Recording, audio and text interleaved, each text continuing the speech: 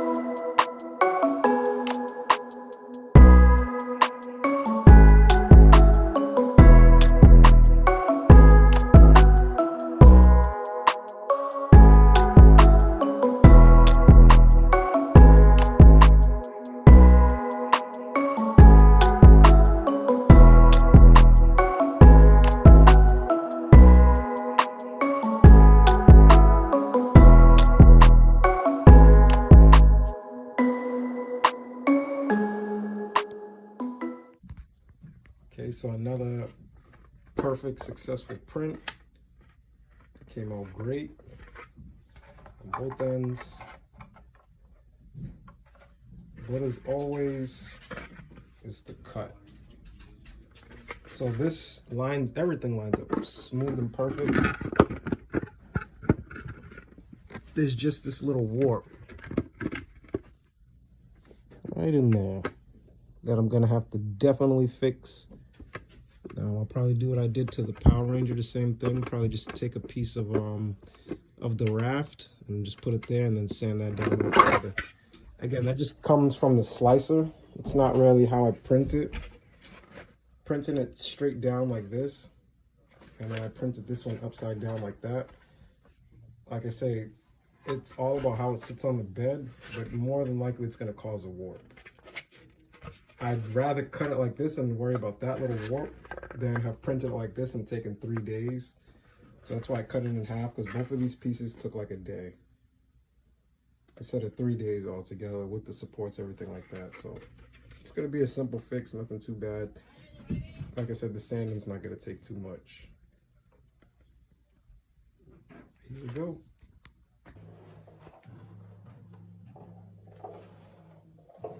All right, so I already knew it would be a perfect fit. I did that thing on 100%. If you guys ever noticed, I cut my whole beard off. Like, oh, look at those dimples. Don't do it. Don't do it. Don't be that guy. Just messing around. But yeah, the soldering went good. Everything. All right, sorry about that. So like I said, I knew it would fit. Just as I mentioned in my past couple of videos with slicing helmets, the orientation which you slice, when printing, it creates like lumps and wobbles or whatever. And that's what I have now. Everything else, like the back lined up perfectly, both of the sides lined up perfectly, except just a little bit of gap on the front here, and then all the way back here. So like I said, I'm probably just gonna take some of my raft, just put it right over that, solder that down, and then just sand the raft part down to that so everything is even. Slap some Bondo over that to hide it, and we should be good. Let's get to it. All right, so I almost kind of got in the groove and didn't show you guys, but that's the raft. Trust me, I know it looks ugly as hell right now, but it's all gonna be fixed. Should have probably put some right there too. I'll probably just bundle that. But what I do is with the soldering iron, I take a little strip in there. You don't have to be exactly like perfect with it, as long as it's over the gap that you're going to. And then I solder it's hard to do it with one hand. I solder like these edges first, make sure it's all like taped down on the sides. And then with the soldering iron, I kind of just like iron. And I'll just like, it just helps so that way I don't have to sand as much. So I'll just run the iron across all of this, run it back and forth, kind of letting it melt in. And then once it gets low enough, Then from there I can like use the 60 grit and knock it down. It doesn't really matter if there's like little gaps. I think I left some gaps more on this side. Yeah, like those little holes in there don't matter. The main thing is that I got something connected from one side to the other, because that's not going to stay there. I'm going to sand it down as good as I can, and then I'm going to put Bondo and wood filler over that, and then sand that down. So that's going to be 10 times easier than trying to rough through all of this. But again, the 60 grit is really where it'll get most of it down to flat enough to where you won't be able to feel it running your finger over. But I still do the Bondo just because I don't want any of that like showing through the paint. I'm just grabbing my 60 grit and I'm going to work. All right, and now you can tell a lot easier, especially around like this part, what I mean. So now the gap is closed.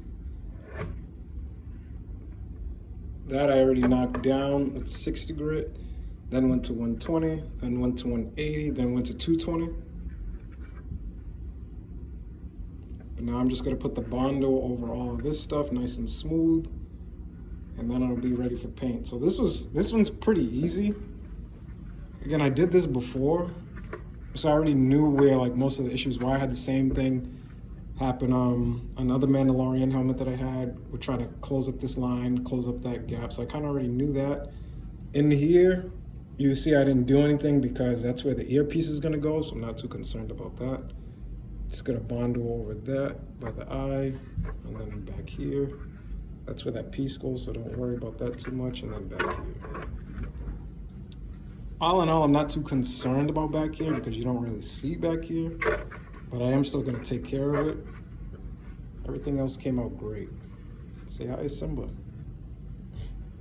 I swear he makes his appearance in each one of my videos one way or another. But yeah, just the Bondo, sand that down, and then that's it. It's going to be ready for paint.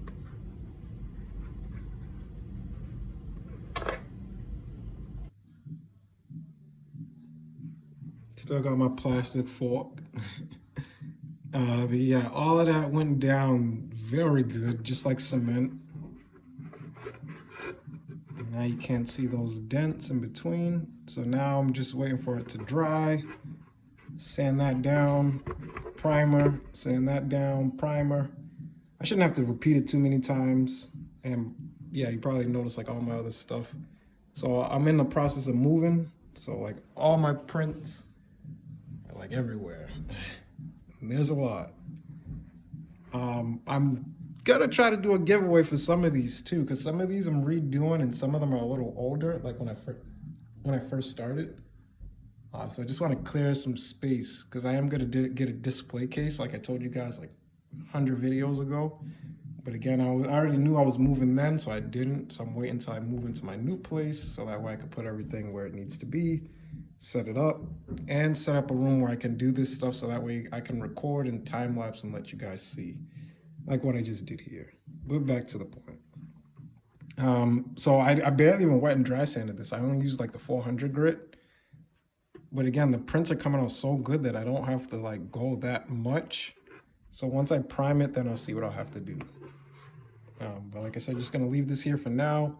As far as this print, like I said, it's pretty much a wrap after this dries. So let's just wait.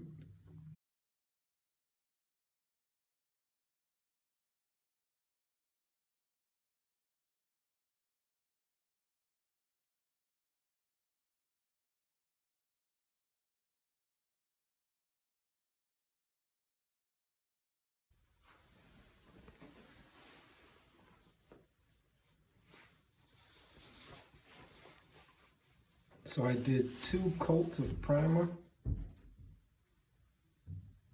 Obviously sanding in between. And then 2 coats of this gloss black.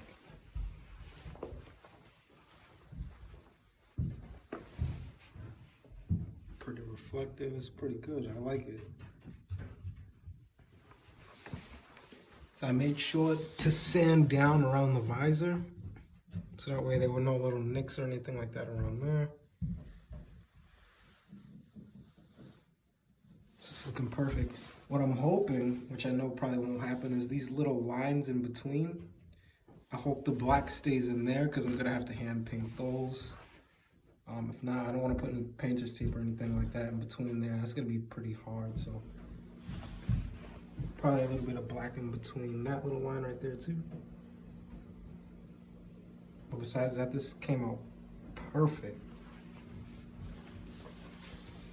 Everywhere that I welded is seamed in good. You don't see that line. Of course there, you do. But again, I didn't do anything in there because the accent's gonna go there. And everywhere else, it's perfect. On to color.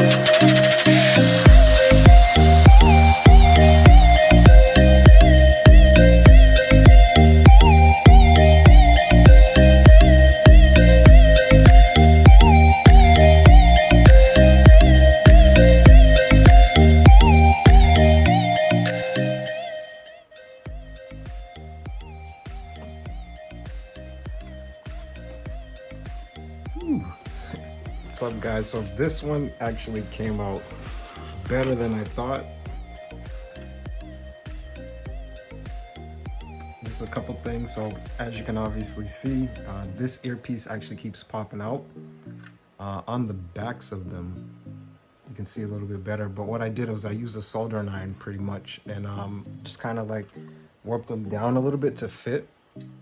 So those on this side, those ones just popped in nice and snug, put just like a little bit of a glue behind it. But this one on this side keeps popping out for some reason. But besides that, the visor's in there, just a little bit of, what was it, 5% window tint. Same tint that I use on pretty much all of my props. The finish work, I really like the finish work on this one. This looks amazing. I can't believe the metal or the metallic look, I think could have been better, just a little bit more realistic. Just trying to get that that darker kind of metal look, kind of just like in the screenplay. But this one here looks good. I just have to do a few more things, which I'll do in part 2 to this video. And that one, I'll weather this one a lot more with the Trooper. Of course, he's more in like a sandy kind of region. So just making it towards that, getting some of these lines to pop more. So just throwing some black in there and some on the accent lines as well. All this kind of inspired, I got inspired from Tested. Adam Savage did like a finishing weathering of the Mandalorian helmet, and a friend actually challenged me to it, so here we go. So like I said, stay tuned for part 2 to this video where I'll be weathering it and going a little bit more into detail on this helmet. I'm not just gonna leave it like this. Of course, for that video, hit the subscribe button so that way you know exactly when I post it. If you like the video and all my other videos, definitely hit that like button and the share button as well. It's 3DB. Have a good one. God bless.